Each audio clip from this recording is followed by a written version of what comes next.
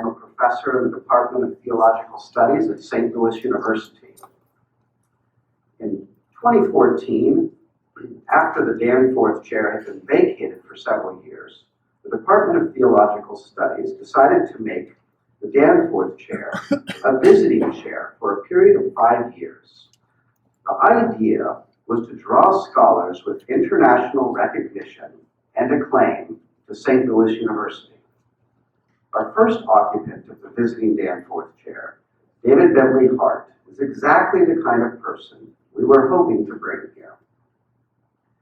Tonight, Dr. Hart will deliver a lecture titled Soul, Consciousness, Being, which builds on his most recent book, The Experience of God, Being, Consciousness, Bliss.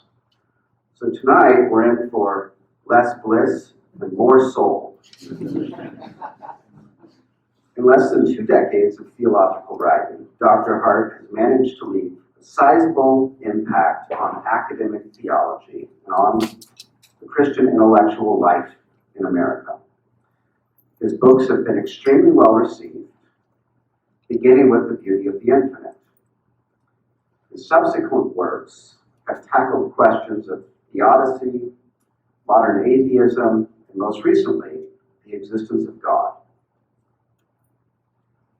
His last book, the aforementioned The Experience of God, has attracted a range of attention. Adam Gopnik discussed it in the February 17, 2014 edition of the New Yorker magazine. Ross Douthat of the New York Times also offered an analysis, largely to correct Adam Gopnik's misreading. Meanwhile, across the pond, The Guardian reviewed the book under the provocative title, The One Theology Book All Atheists Should Read. Dr. Hart's work has not only gained recognition from notable public outlets, some of the most respected of his academic peers have also showered him with praise. Rowan Williams, perhaps England's greatest living theologian, awarded Dr. Hart the Ramsay Prize in 2011 for his book Atheist Delusions, The Christian Revolution and Its Fashionable Enemies. In his memoir, Stanley Hauerwas, himself once named America's best theologian by Time magazine, recalls a seminar he taught at the University of Virginia when Dr. Hart was a graduate student. Hauerwas noted laconically in his memoir, "I was fortunate to have a student in the class who knew more than I did. His name was David Hart. We at St. Louis University are fortunate to have a visiting chair who not only knows more than we do, but shares that knowledge generously with his colleagues and, more importantly, with our students. Please join me in welcoming David Bentley Hart."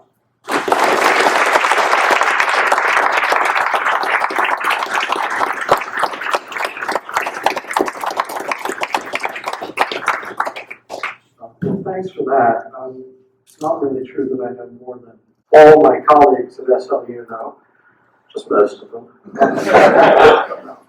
No, actually, I'm humbled by the range of scholarly rigor that the department comprises. It's a rather old-fashioned community of scholars in that regard, positively dramatic. It's been wonderful being here this year. I have to say up front, I've been ill for over a year. And I say this because every time I give a public lecture, apparently the first thing they say is, "I'm not feeling well." I became aware of this when it was pointed out to me on someone's blog site, and then I went and checked. And it does seem that every single lecture of mine on YouTube starts with me, I've got bronchitis, Lyme disease, malaria. But this year, I don't need to be a hypochondriac.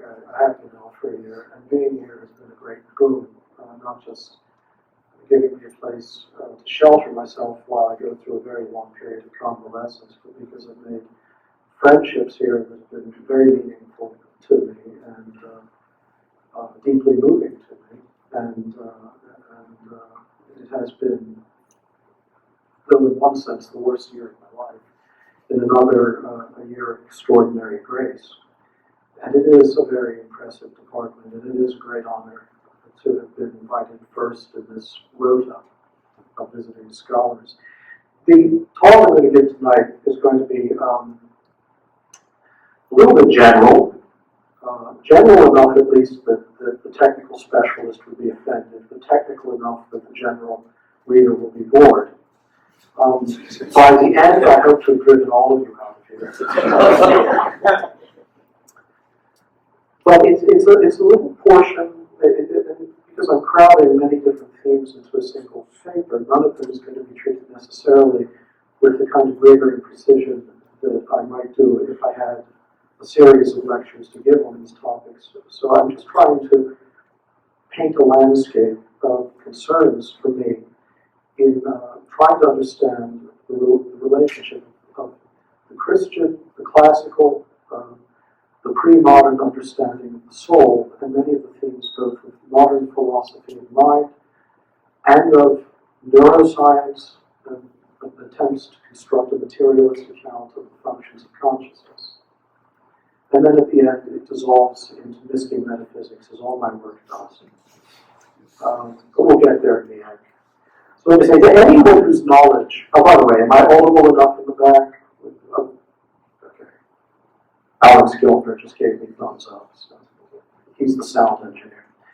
To anyone whose knowledge of philosophical and religious intellectual history extends back farther than 3 or 4 centuries, what should seem most curious about current debates regarding the soul, or about consciousness, or the philosophy of mind, phrase it as you will, is the poverty of the conceptual range they usually exhibit.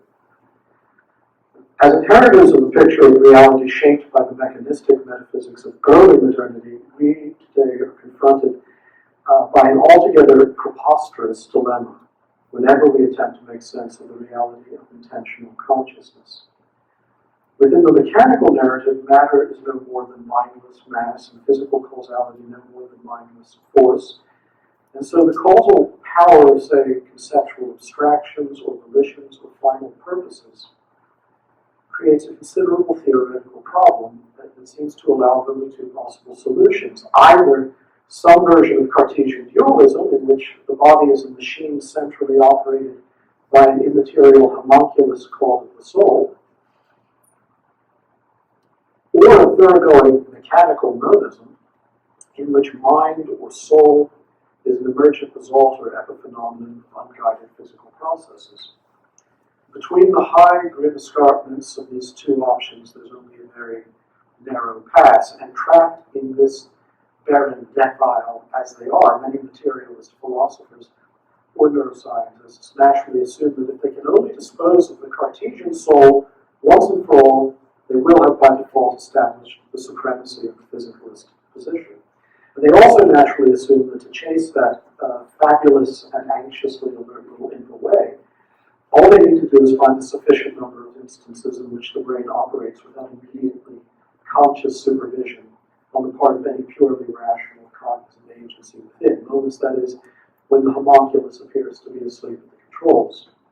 For then they will have proved that everything, mind included, is only a mechanism after all. Hence the exorbitantly exaggerated importance that some attribute to the so-called free will experiments that Benjamin Libet and others began back in the 70s, which I would talk about if I had the time, but experiments that actually are so methodologically flawed that they don't really tell us anything.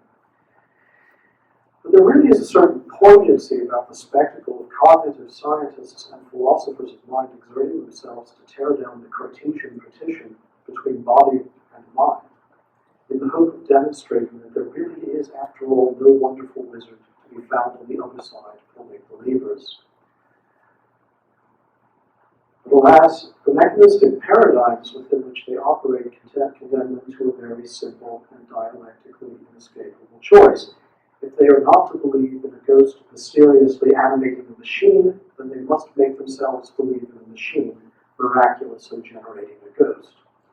The great inconvenient problem, but definitely the project, however, is that the reduction of consciousness to mechanical causes seems as yet both empirically and logically impossible.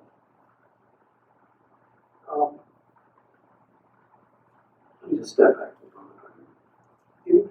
In those rare moments that we've all experienced, those moments of existential wonder that briefly awaken us to the strangeness, to the utter fortuity, the pure givenness of things, we're confronted by two mysteries. In the state of consciousness in its most primordial moment, wonder at just the mystery of existence. No less wonderful than the being of things, though, is our consciousness of them, our ability to know the world, to possess a continuous subjective awareness of reality, to mirror the unity of being and the unity of a private cognizance, to assume each moment of experience into a fuller comprehension of the whole, and to relate ourselves to the world through acts of judgment and will. In a single movement of thought, the mind is capable of receiving the world in both its integrity and its diversity, of holding past, present, and future together, of contemplating reality at once under both its particular or concrete and general or abstract aspects, of composing endless imaginative and conceptual variations upon experience, of pondering itself as it ponders the outer world, and all the while preserving that limpid and silent presence to itself in which it indivisibly abides. Being is transparent to mind, mind is transparent to being, each is fitted to the other, open to the other, at once containing and contained by the other, each the mysterious glass in which the other shines, revealed not in itself, but only in reflecting and being reflected by the other. Now, to a doctrinaire materialist, and I've had public arguments with more than one of them, all of this must be wholly physical in nature, and probably entirely mechanical in the broadest sense. Even if the science as yet eludes us, consciousness must be explicable entirely in terms of the interaction between our neural constitution and the concrete world around us. Now, of course, even the materialist should be willing to grant that the powers of the mind can't be exhaustively accounted for solely in terms of the mechanics of sensory stimulus and neurological response, if only because neither stimulus nor response is by itself a mental phenomenon. Neither is a purely physical reality, possesses conceptual content, intentional meaning, personal awareness. In truth, though, even the most basic phenomenology of consciousness discloses so vast an incommensurability between physical causation and mental events that no purely physical explanation of their relation can succeed. There is, I'm sorry to put this in so dogmatic, I would make the argument with greater precision, but time is limited, so is life. I'm hoping the latter will last a little longer. There is so absolute a qualitative abyss between the objective facts of neurophysiology and the subjective experience of being a conscious self that any method capable of providing a model of only the former can never produce an adequate causal narrative of the latter. The two sides of this phenomenon simply can't be collapsed into a single observable datum, or even connected to one another in a clear causal sequence, and so the precise relation between them can't be defined or isolated as an object of scientific scrutiny. And this is an epistemological limit that it seems reasonable to think will never be erased. No matter how sophisticated our knowledge of the complex activities of the brain may become, we'll never be able to examine from any objective vantage the simple act of thought in its proper aspect, that is, the conscious awareness of self. Now, the problems with the materialist account of consciousness, though, are far greater than merely the limits of scientific method. For one thing absolutely central to the mechanistic vision of reality is the principle that material forces are inherently mindless, intrinsically devoid of purpose, and therefore only adventitiously and accidentally directed towards an end. When assumed into composite structures whose disparate parts as a result of design or chance operate together in some kind of functional order. And if complex rational order is extrinsic to what matter essentially is, how much more so must rationality itself be? For consciousness would appear to be everything that, according to the principles of mechanism, matter is not, directed, purposive, essentially rational. Thus, the best a materialist interpretation of consciousness will ever be able to offer, I suspect, will be an increasingly precise index of correlations between mental phenomena and discrete electrochemical events in the cerebral cortex, without any causal narrative to mediate between them.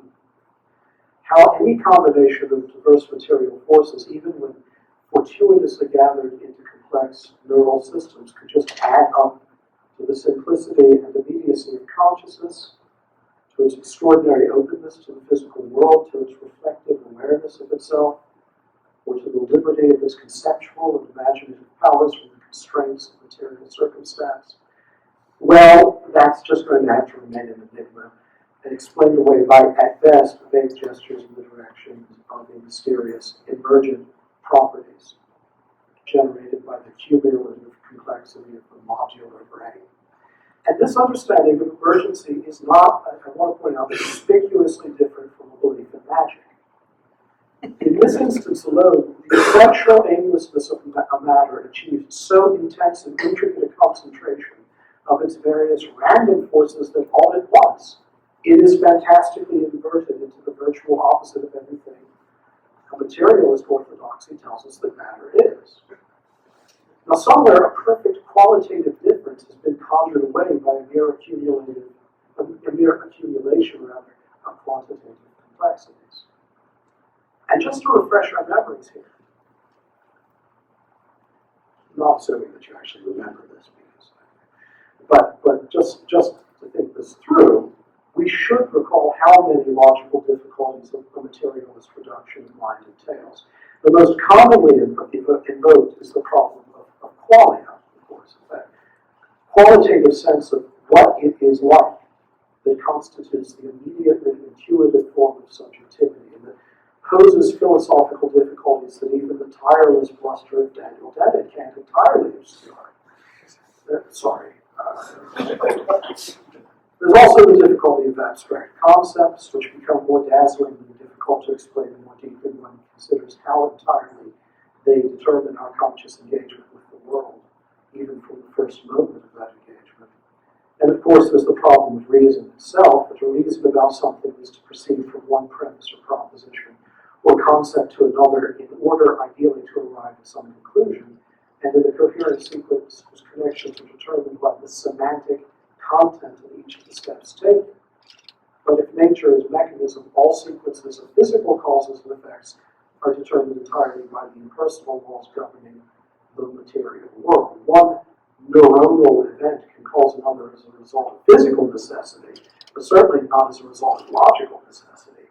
And the connections among the brain's neurons cannot generate the symbolic and conceptual connections that compose an act of consecutive logic, because the brain's neurons are connected organically and interact physically, not conceptually. And of course, then there is the greatest difficulty of all, intentionality itself, what Franz Brentano called the mark of the mental, which is inseparable from every act of consciousness, the mind's directedness, its aboutness, its capacity for meaning, by which it thinks, desires, believes, means, represents, wills, imagines, or otherwise orients itself towards a specific object, purpose, or end.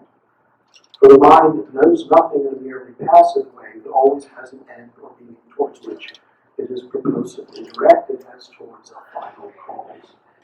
And there is absolutely no intentional reciprocity between the mind and the objects of its intentions. Thoughts can be directed towards things, but if the modern picture of nature is true, that's my qualification, things cannot be directed towards thoughts.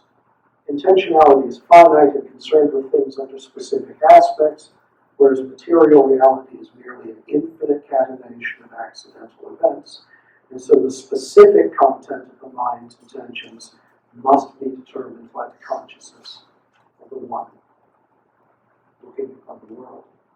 One could never derive the specific meaning of a physical event from the event itself, not even a brain about the event, because in itself it means nothing at all. Even the most minute investigation of its physical constituents and instances could never yield the particular significance that the mind represents it as having. And then there's the transcendental unity of consciousness, which makes such intentionality possible and which poses far greater difficulties for the materialist than any mere neurological binding problem, and so on. I mean, the problems multiply the more you look at them. Which is why modern philosophy of mind is the most confused and confusing field currently fashionable in philosophy. Anyway, in the end, there will always remain that essential part of the conscious self that seems simply to stand apart from the spectacle of material causality. Pure perspective, a gaze in upon reality that is itself available to no gaze from beyond itself, known to itself only in its act of knowing what is other than itself. And for a scientific culture that believes true knowledge of anything can be gained only by the systematic reduction of that thing to its simplest parts, undertaken from an entirely third-person stance, this inaccessible first-person subjectivity, this interiority that's impossible to disassemble, reconstruct, or not model, full of numberless, incommunicable, qualitative sensations and varieties and intuitions, into which no inquisitive eye can ever peer, is so radically elusive a phenomenon that there seems to be no hope of capturing it in any complete scientific account. And I mean, just to be perfectly honest, the attempts to solve the problem of consciousness in materialist terms have so far, again and again, devolved into absurdity and seem inevitably only to exchange one explanatory deficiency for another. The most daring of the attempts is so-called eliminativism. Any of you have heard of the Churchlings? Sorry if you have. It works a series of curious variations on the notion that all truths about the world can be entirely reduced to and more correctly described by the facts of physics. The genuinely fully developed eliminativist position is that there really is no such thing as consciousness at all, and that all talk about minds, intentions, ideas, convictions, thoughts, and so forth belongs to the quaintly primitive patois of folk psychology. Ideally, we should be able to dispense with such language altogether and indeed speak solely in terms of discrete physical processes and material elements, eliminating all pre-scientific allusions to persons and mental events entirely. Well, one way to deal with an insoluble problem. The Gordian knot, just cut the damn thing in half. Consciousness, thoughts, and the like are just figments of folklore. They have no real existence in themselves, and the eliminativist dream is that we one day will dispense with talk of them altogether in favor of some purely particulate and physically causal description. Now, I mean, this is not I don't think it's a serious position, it shouldn't be. It's just the genetic fallacy monstrously amplified into an interminable succession of reductiones ad absurdum. And its guiding premise is the arcane idea that somewhere out there, in principle at least, there exists an infinite narrative of physical particularities that could supplant all references to unified states of consciousness without any empirical remainder. And clearly, that's a hallucinatory project. But what else is to be done? There are materialist or naturalist alternatives, but they simply don't prevent supernaturalism, which is the bad thing, from insinuating itself back into the philosophy of mind. One can argue that consciousness is real, but that it emerges from purely material forces. But this creates more questions than it answers. And I know that many serious Christian thinkers who think an emergent model of consciousness is the way to go.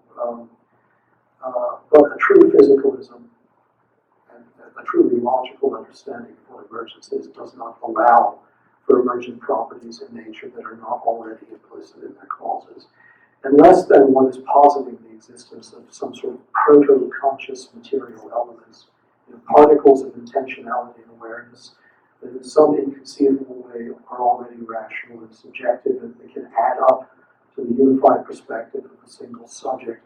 One is just talking about some marvelous transition from the undirected, mindless causality of mechanistic matter to the intentional unity of consciousness, which again doesn't seem to be conspicuously better than talking of magic. Nor does it improve matters to assert that consciousness supervenes in one way or another on material forces. In this way of talking, consciousness really exists and really operates through its own inherent properties and can't be eliminated in favor of some purely physical descriptions of things. At the same time, however, it's holding, I talk with my hands, so these things are very inconvenient. I mean, this is my normal way of speaking. It's wholly dependent upon its material basis or substrate, and there can be no change of state at the level of consciousness without a corresponding change of state at the physical level. But how is that possible? How in physicalist terms could mental events operate as causes in any real sense of this scheme? They would really only float on the surface of a stream of physical causality. They couldn't actually interrupt the flow of that stream. Such a picture of the relation of the physical to the mental, no matter how subtly conceived, simply has to succumb to the same problems I mentioned earlier, trying to understand problems posed by the logical syntax and semantics of rational thought. Another very popular option is epiphenomenalism, a theory that says that consciousness is quite real, that it arises from physical processes, but that it is not the cause of anything. It is merely a phenomenal residue of processes that it can't influence. In this view of things, all physical events belong to a closed causal continuum, but some of those events have the curious effect of generating the ghostly epiphenomenon of personal consciousness, which, not being itself material, cannot enter back into the continuum from which it arises. This would mean that though you might imagine that it is your consciousness of desiring to eat a cherry that prompts you to take one from the bowl and place it in your mouth, or your conscious belief in epiphenomenalism that prompts you to speak the words, I believe in epiphenomenalism, nothing of the sort is true. Because all of those bodily actions belong to the realm of physical causality and occur entirely as a result of physical forces. Now, here's the nose and the two modalities are just occasional to one another. Anyway, this view suffers, however, from some considerable logical deficiencies, not the least of which is that it's self-evidently false. There's no need to be coy here. Your desires, beliefs, ideas, ambitions, plans, hopes, fears, intentions of every kind clearly play a causal role in your actions, physical and mental, and only a lunatic or a philosopher of mind could doubt it.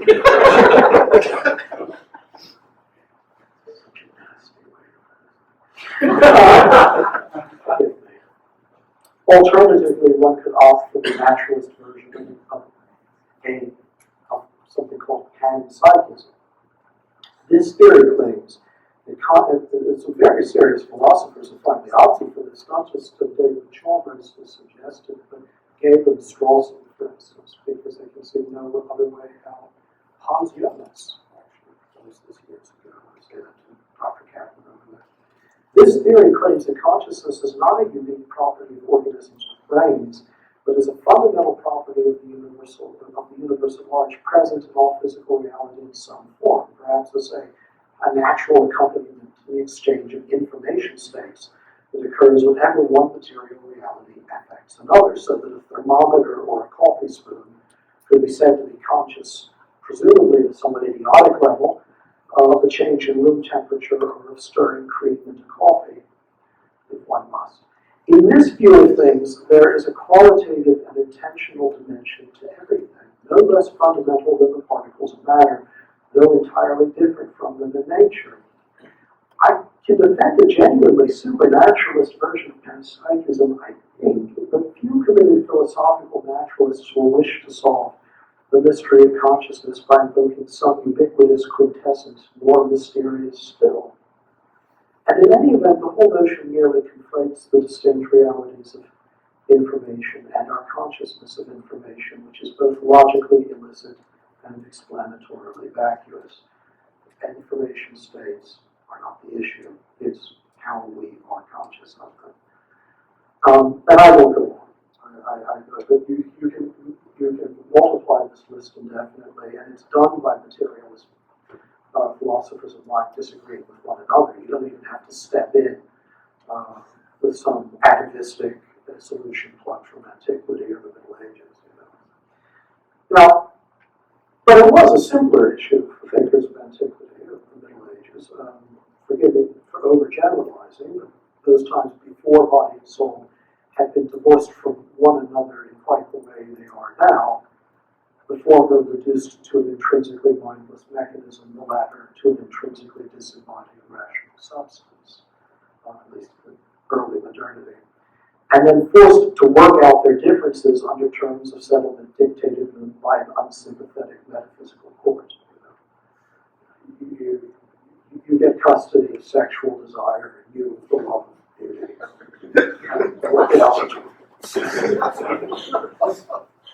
Certainly not the Platonists, nor Aristotelians, nor Stoics, nor any Christian metaphysicians of late antiquity of the Middle Ages really needed to conceive of matter as something simply independent of spirit, to which spirit was then something simply superadded in living beings. It was certainly not necessary to think of either the body or the cosmos as a machine, or even possible to think of it as a machine merely organized by a rational force from beyond themselves.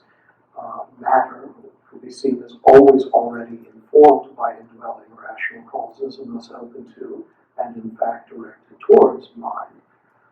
More obviously, the Platonists or Aristotelians or Christians conceive of spirit as being immaterial in a privative sense, in the way that a vacuum is not aerial or a vapor not a solid. For them, the spirit was more substantial, more actual, more supereminently real than matter, the pervasive reality, in fact, in which matter had to participate to be anything at all. The quandaries produced by early modern dualisms then, the notorious interaction problem, how the material substance and the material substance can interact, which of course assumes that all interactions are material and mechanical to begin with. So there's a problem. Simply did not exist because no school conceived of the interaction between soul and body as a purely extrinsic physical alliance between two disparate kinds of substance. The material order is only, it could be assumed, an ontologically diminished or constricted effect of the fuller actuality of the spiritual order. Not even Platonic tradition, despite the tendency of contemporary Anglophone philosophers to equate it with Cartesianism, regarded the soul as a pure intellect presiding over the automaton of the body. Rather, the body of the soul is the body's life, spiritual and organic at once, comprising appetites and passions no less than rational intellect. So the body is a material reflection of a rational and ideal order. Matter was not simply the inert and opaque matter of a mechanistic thought, but rather a mirror of eternal splendors and verities, truly, if defectively, predisposed to the light of spirit. And of course, we're all good scholars here. In the Aristotelian tradition, the human soul is the form of the body, the very essence and nature of a human being's whole rational and animal organism, the formal and vital power animating, pervading, shaping every person, drawing all the energies of life into a living unity.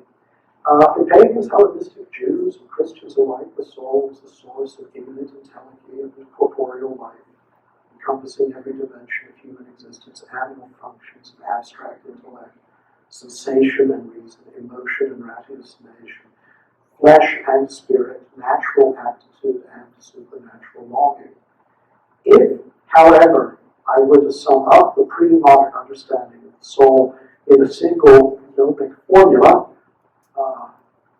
which I suppose is precisely what I'm about to do, so I don't have to be so subjunctive about it. It would be this. The soul, classically understood, ultimately coincides conceptually with existence itself. It is convertible with the very act of being, or rather, more minimally, there is no such thing as the act of existence apart from the act of consciousness.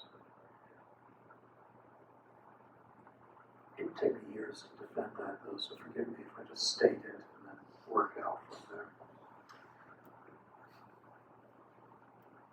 We've reached a curious juncture in the history of materialism, I should point out. And it seems to point towards a terminus that's either tragic or comic, depending on where one's sympathies lie. I find it comic.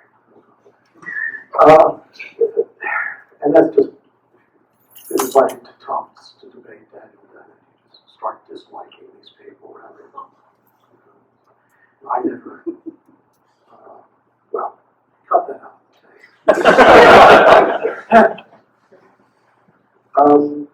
For a number of naturalist theorists, it's become entirely credible and even logically inevitable that the defense of rationalistic values should require the denial of the existence of reason. Or rather, intellectual consistency obliges them to believe that reason is parasitic upon purely irrational physical events, and it may well be the case that our non-existent consciousness is only deluded in intentionally believing that there is such a thing as intentional belief. Or they think that what we have mistaken for our rational convictions and ideas are actually only a colony of diverse memes that have established themselves in the ecologies of our cerebral cortices, or whatever. Modern materialism has reached, in these circles at least, has reached a point of almost mystically fundamentalist absurdism. Even so, what I find astonishing is not that some extreme proponents of naturalist thought venture those ideas. It's actually that any person of a naturalist bent could imagine that his or her beliefs are going to lead to any other conclusions. Really, given how obdurately consciousness resists reduction to material causes, what reason is there, apart from devotion to the materialist catechism, for rejecting the ancient intuition that the true order of ultimate causes is precisely the opposite of what the materialist imagines it is, and that the material realm is ultimately dependent upon, well, let's call it mind, rather than the reverse, use the neutral term. But the original actuality upon which all contingent beings depend, that is to say, is at the same time a limitless act of consciousness. What could we possibly imagine we know about matter or mind that could preclude such a possibility or make it, prima facie, the less rational approach? We have no plausible causal model of how consciousness could arise from mechanistic physical processes, and no reason at all to presume some sort of necessary dependence of mind on matter. Conversely, we have far better warrant for believing in mind than we do for believing in matter in the mechanistic sense of the material world. We have compelling evidence, of course, but all of it consists in mental impressions and conceptual paradigms produced by and inhabiting the prior reality of consciousness. Of consciousness itself, however, our knowledge seems somewhat immediate and indubitable in a more than Cartesian sense. And of course, and this is where I'm going to float off into generalities. It's all very old metaphysical puzzle whether being and consciousness are entirely separable concepts.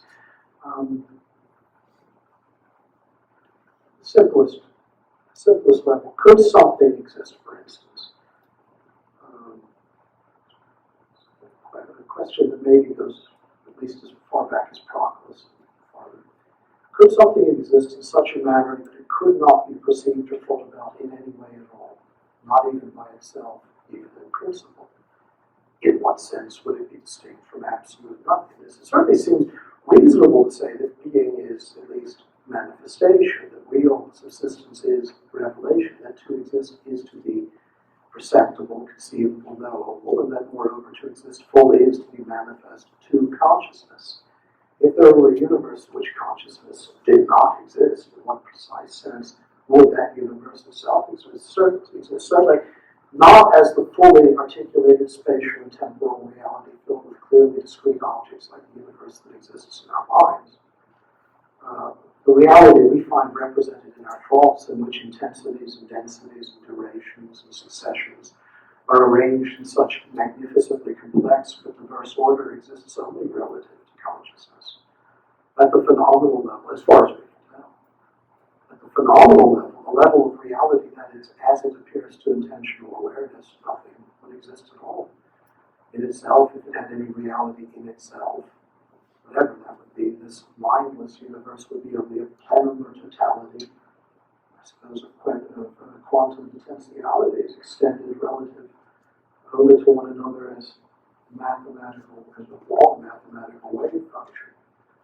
But in a way quite different from the kinds of extensions in space and time in which we can conceive. Even then, however, it seems fair to say that such a universe, if it existed, would exist exactly to the extent that it could be known to consciousness of some kind. And I sound just like an Anglophone philosopher talking about possible worlds. I'm untrue to myself. There is no such thing as ontological coherence that is not rational coherence. There is a point then, arguably, in which being and intelligibility become conceptually indistinguishable. It is only as an intelligible order, as a coherent phenomenon, sensible or intellectual, that anything is anything at all, whether an elementary particle or a universe, if you have one of those about you. Perhaps it's true that only what could in principle be known can actually exist. So, at any rate, we have to believe the rational desire to know the truth of things in every sphere is sustained by a tacit faith in some kind of ultimate coincidence or convertibility between being and consciousness. After all, there is a natural orientation of the mind towards a horizon of total intelligibility, a natural intellectual appetite for immediate knowledge of what is, that requires us to venture our time, our hopes, our labors, and our contentions on the assumption that rational thought and coherent order are two sides of a single reality, or at least somehow naturally fitted one to the other. If we believe that the structure of reality can truly be mirrored in the structure of our thinking, then we must also believe that there is an ideal or purely intelligible dimension of reality as such that really corresponds to the concepts that allow us to understand the world. This isn't just an arid intellectualism, it just seems like a logically obvious point. There is such a wonderful transparency of the world of thought and a wonderful power of thought to interpret reality coherently through forms and principles of an entirely noetic nature that we can't help but believe that being in itself is intelligibility, pure intelligibility. If none of this is an illusion, if in fact world and mind really are open to one another in this way, then once more it seems we should accord a certain causal priority to mind over matter in our picture of reality. If the materialist understanding of nature were essentially, again, when I use matter, mind and matter, please understand I am using matter as short form for the modern post-mechanistic philosophy's understanding of matter. Right? This isn't an argument for strict idealism. If the materialist understanding of nature were essentially correct, it would be difficult enough to account for the existence of consciousness, but it would be far more difficult still to say how consciousness, in all its exorbitant difference from the purposeless welter of physical causality, could actually capture the truth of physical reality in the exquisite travels of its concepts. Yet it certainly seems that in abstracting experience into various kinds of ideal content, formal, mathematical, moral, aesthetic, and so on, the mind really does extract knowledge from what would otherwise be nothing but meaningless brute events. In fact, reality becomes more intelligible to us the more we are able to abstract it into concepts, to arrange it under categories, to arrange our concepts into simpler, more comprehensive, more unconditioned concepts. This is not all of understanding, obviously, but it is a primordial act of understanding, the ascent of the mind towards the simplest and most capacious concept our minds can reach. To say that something has become entirely intelligible into us is to say that we have an idea of it that can be understood according to simple abstract laws that leaves no empirical or conceptual remainder behind. This being so, it makes perfect sense that so many ancient and medieval philosophers took it as given that the ideal dimension of things, their intrinsic intelligibility, was not only a real property of their existence, but in some sense was identical with existence itself. What is an ideal other than the expression of a rational intentionality? And how, therefore, could being be pure intelligibility if it were not also pure intelligence? This is if I may invoke Bernard Lonergan here, among Jesuits, it's safe, right? In some companies where you mention Lonergan, things get dangerous. something has to be said for his famous argument that the unrestricted intelligibility of reality leads thought to God as the one unrestricted act of understanding. As the mind moves towards an ever more comprehensive and supereminent grasp of reality, it necessarily moves towards an ideal level at which intelligibility and intelligence are no longer distinguishable. What is the ideal other than the known? The mind can be a true mirror of objective reality because we assume that objective reality is already a mirror of mind. The ascent towards ever greater knowledge is, if only tacitly and contre cœur, an ascent towards an ultimate encounter with limitless consciousness, limitless reason, a transcendent reality where being and knowledge are always already one and the same, and so inalienable from one another. That's a great deal to say that we all presume something. But my claim is that we all tacitly presume that to be true when we try to understand, say, what our wristwatches are telling us. Or in the days when we have wristwatches, what our smartphones are telling us about the time of day. So, to end, if I were to attempt first a preliminary definition of soul over against a materialist understanding of consciousness, I would say that the soul is a restricted instance of that unrestricted act. Like light captured and refracted by a prism, being, which is consciousness, expresses itself in the faceted finitude of our natures, but it is God in himself who is the logical order of all reality, the ground both of the subjective rationality of mind and the objective rationality of being, the transcendent and indwelling reason or wisdom by which mind and matter are both informed and in which both participate. If indeed to exist is to be manifest, to be intelligible and perceptible, and if to exist fully is to be consciously known, then God as infinite being is also the infinite act of knowledge. He is in himself the absolute unity of consciousness and being. And so in the realm of contingent things is the source of their fittedness of consciousness and being, each to the other.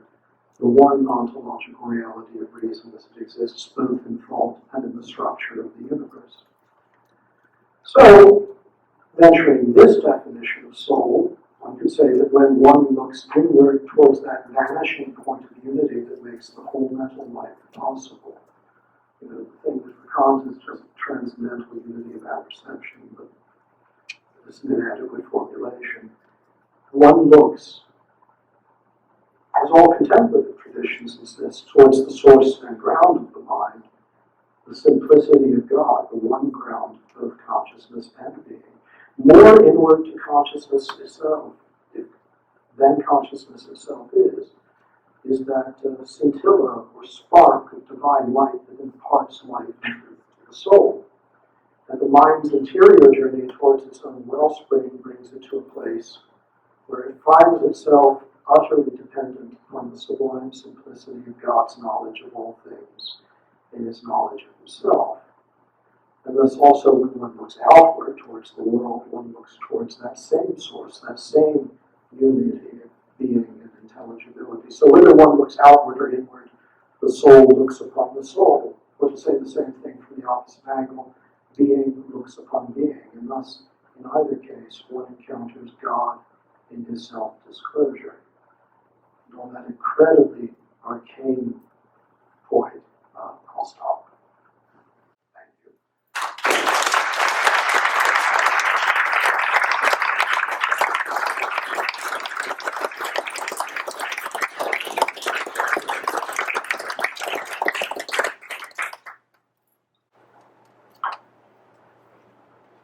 Yes, sure.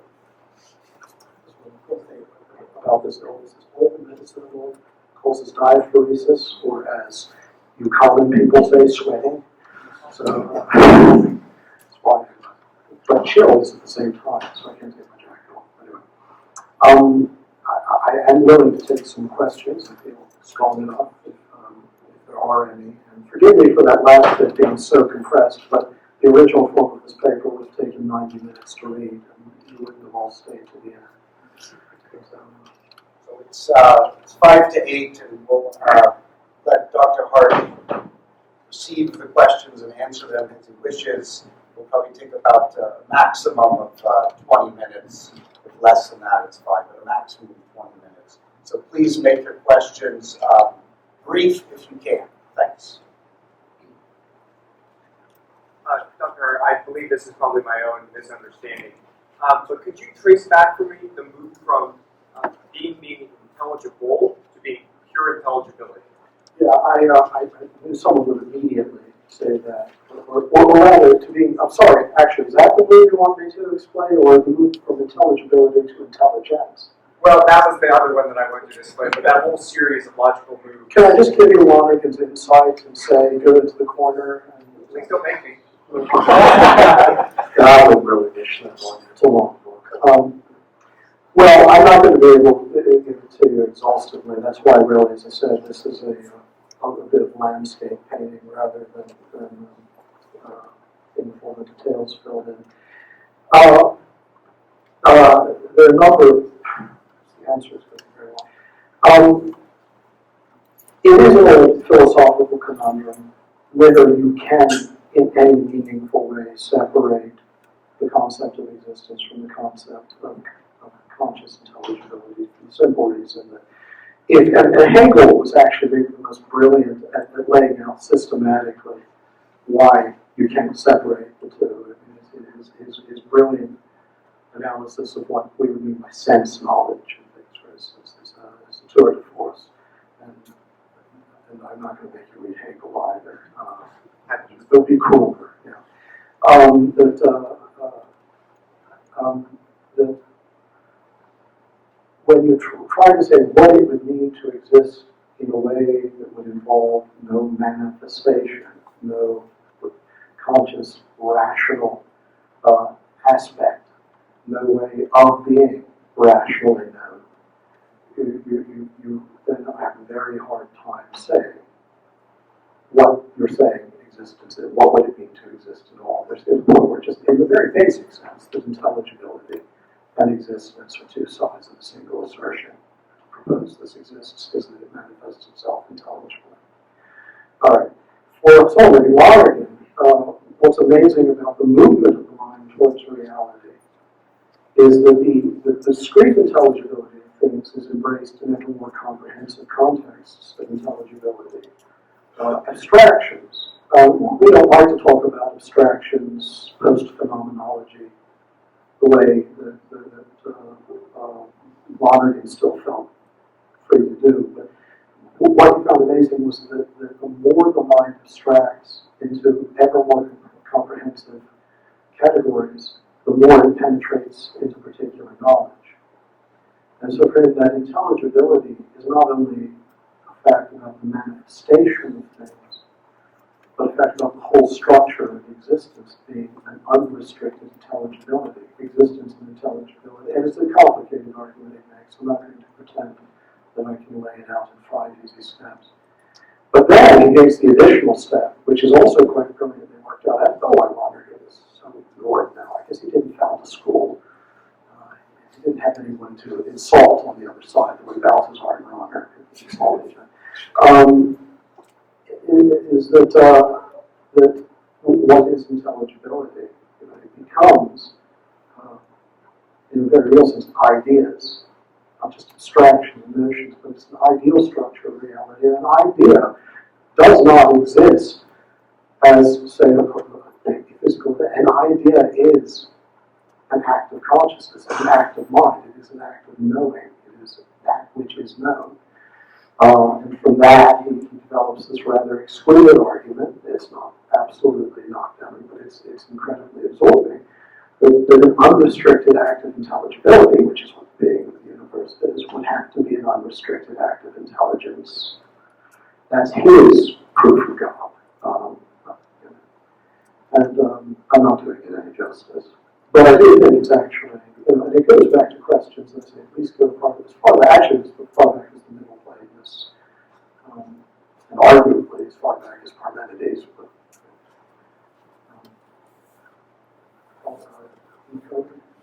Yeah, I'm one of those colleagues you know infinitely more than. So, Yes, I didn't want to mention that. is this another way of saying being consciousness, the Thomistic language of essay and ends? And if so, in 12 hours, I'll pray morning prayer. And in the octave of Easter, we have Daniel 3, and sun and moon bless the Lord, and stars and frost bless the Lord. And all these creatures blessing the Lord in a way that, if I'm understanding you correctly, it's because the ultimate substratum of reality isn't just essay, it's also ends. The personhood is teeming everything. And when we read the scriptures, we see that God speaks to creatures in a very personal manner. Christ curses a fig tree, he curses fevers, he silences waves.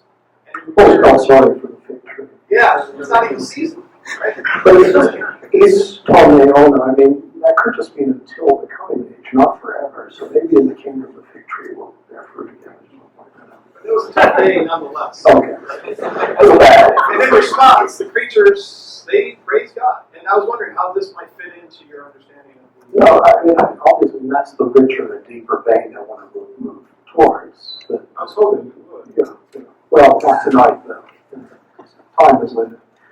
But yeah, I mean, consciousness then, the next step in this process, consciousness is irreducibly personal, you know, and I suppose I can confess here that I will draw in the book that will come out of, which is the next project, some people who aren't used to association. Sergei Bulgakov's talk about hypostasibility, the personalizing nature of consciousness and the divine nature. I know it's essa and ens, yeah, also essa and scientia. There's a conflation at some point. Yeah, I mean, it seemed to me that you said it just the way I want to say it, so I don't know what I have to add. Okay. Is that satisfactory? Is there a question I'm missing? I just want to make sure I was on the path. I guess my question was, don't you see that in the holier people of the tradition, they interact with some, or at least personal things on a personal basis? Oh, yeah, right. No, I agree with that. I mean, as I said, actually, when I was talking about panpsychism there, I said I could defend a theological understanding of panpsychism. You know, the underlying reality of all things is the Logos, is God's knowledge of God in Himself, becoming God's knowledge of Himself in creation. And therefore, there is actually a personal substratum to nature as such that's more fundamental than the constitution of matter and form. So,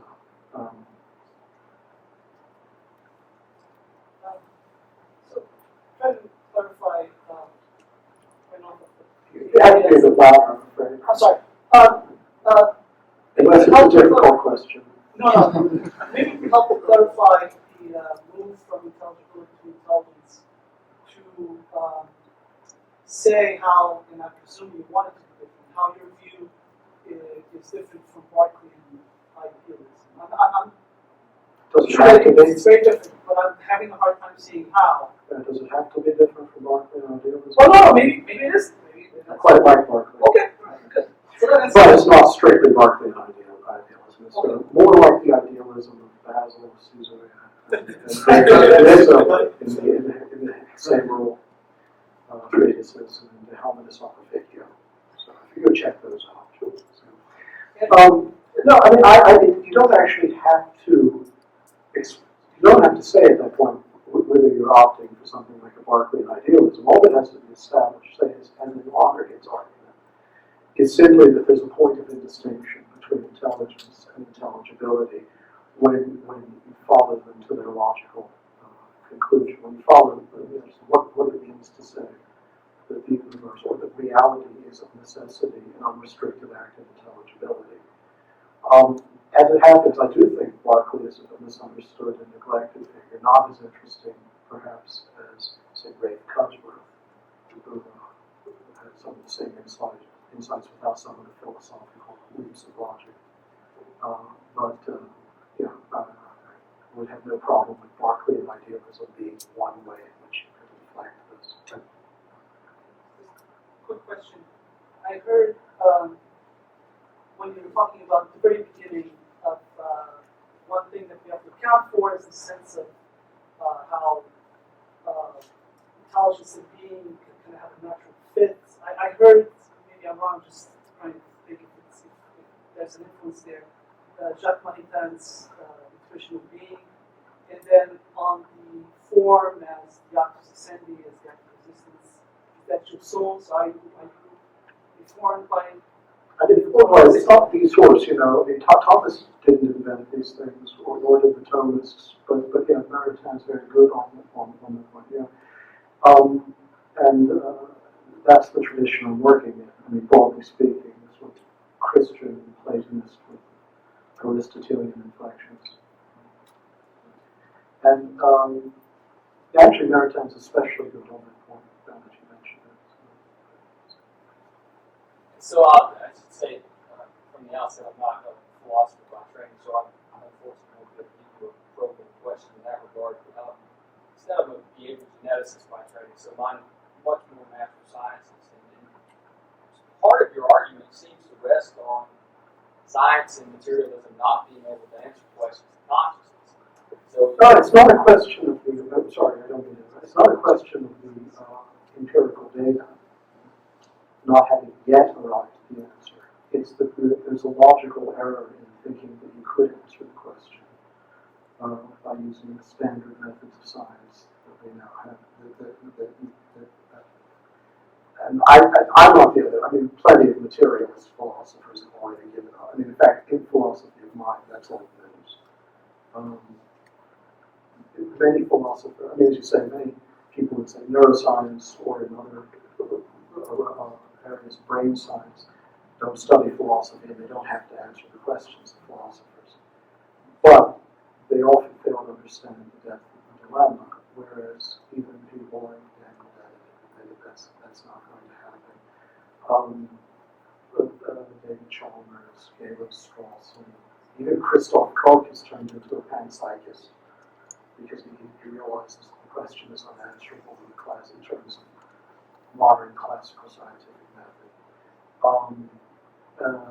Thomas Nagel, of course, created an outrage among some of his erstwhile friends by admitting it too openly and tying it to a sort of etiolated Aristotelianism, which you've heard back.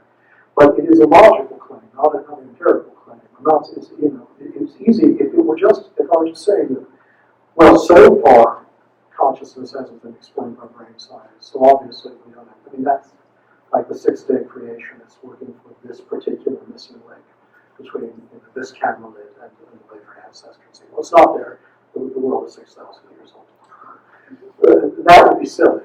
The problem is a logical one. The qualitative difference between a neuronal or an electrochemical event or genetic predisposition or any series of events that's physically causal and the actual act of consciousness as it is intentional, specific, is an interval that can't be collapsed. There's no logical realism, no causal realism that can be established logically, no matter how hard you try to think through what it would even mean.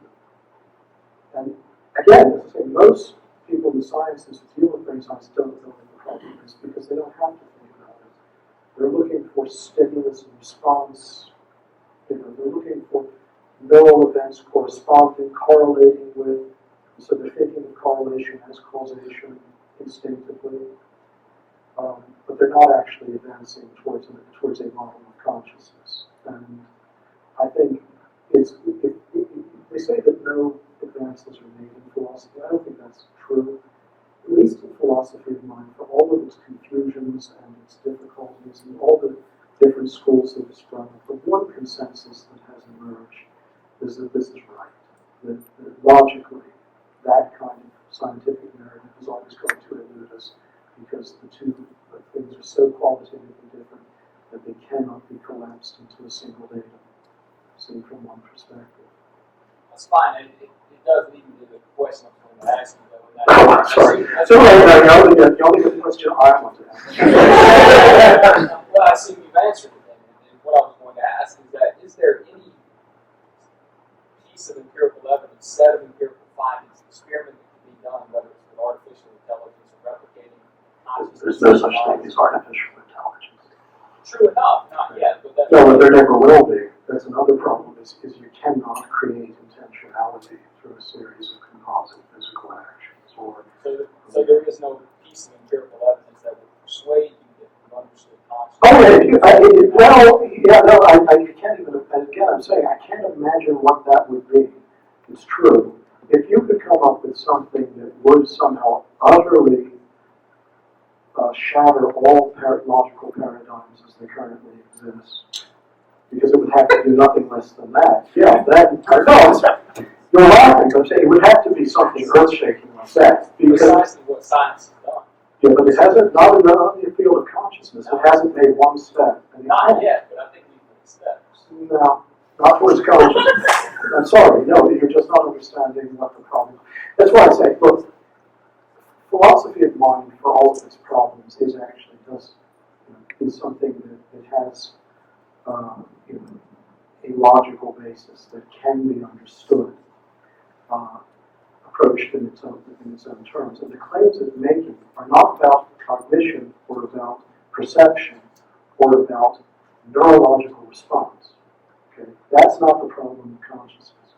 The problem of consciousness concerns things like representation and more fundamentally intentionality and abstraction. And there you start arriving at movements of consciousness so primordial to the act of consciousness that they proceed and that they cannot be. I mean, there is simply no logical way in which they can be extracted from physical events. They have to precede physical engagement altogether in a transcendental way. And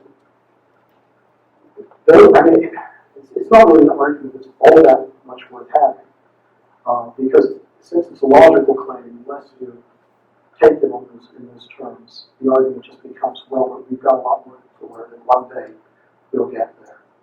But that already makes the mistake of thinking that what we lack is a sufficient accumulation of empirical data. That's not the problem. The problem is the logical gap between all empirical data and what it is they're trying to explain. And most importantly, intentionality of consciousness. I would say that's the most irresolvable problem. Intentionality is not merely just being a disposition of the will. It means the whole way in which consciousness takes in the world according to finite analytical aspectual understanding, meanings, ascribing meaning and content to reality. But please, I mean, all of you keep looking. But you're not going to get an answer. I don't think.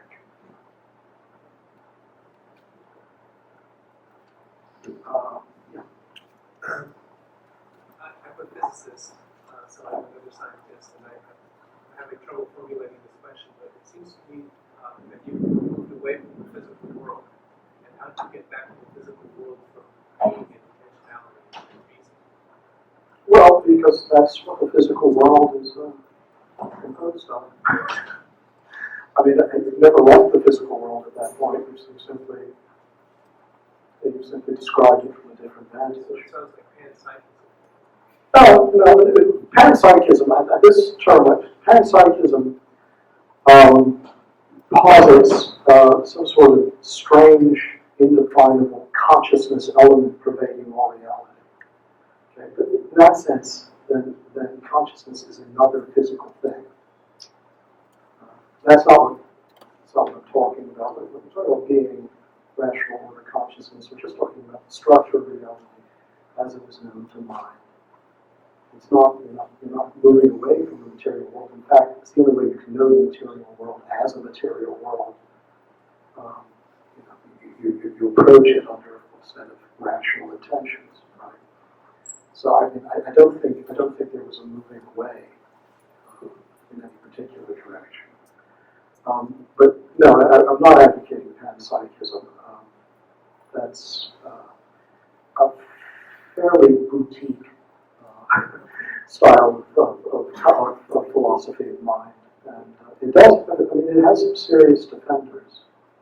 Because the problem of consciousness, I mean, the people who realize just how intractable the problem is, it becomes easier to say, it's just a fundamental fact in the way that protons are fundamental. You know, you just, you know, ask, why is it there? Well, that's it's that basic, it's that elementary, it's that original.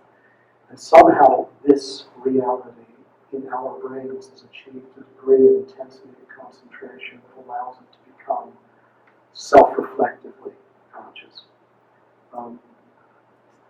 You know, I see no virtue in that as a style of philosophy. It's just a way to avoid the question. But I'll take one more question. I'm sorry, I'm obviously wearing down. So back there. Given that our current discussion has its intellectual legacy in Descartes, Spinoza, and in another sense Kant, you kind of have sympathies. What are your thoughts towards German idealism and their attempt to circumvent this problem? Oh, it was, well, I mean, I don't, you know, peremptory opinions about anyone or anything. I even can say sympathetic things about Descartes at times. Because, no, Descartes, in an age in which a different narrative of causation has come about, and it's attentive to science, you know, I mean, the science of his time tells him this, and he's trying to reconstruct philosophy as a rational reconstruction of nature from the certitude of the self, right?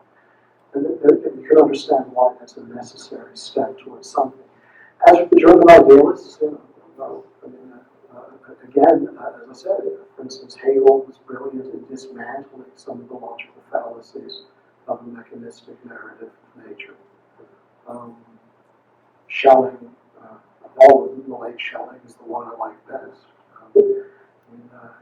But I'm not a German idealist. Again, though, Schelling is a good example of someone who understood, didn't always lay it out, perhaps as he might have done had he lived in the age of the phenomenologist, but who understood with great acuity the problem of intentionality. And why this makes consciousness irreducible to physical causation in any mechanical sense that was conceivable. So, great sympathy for the project in some sense. Please join me in thanking Dr. Hart for a great talk.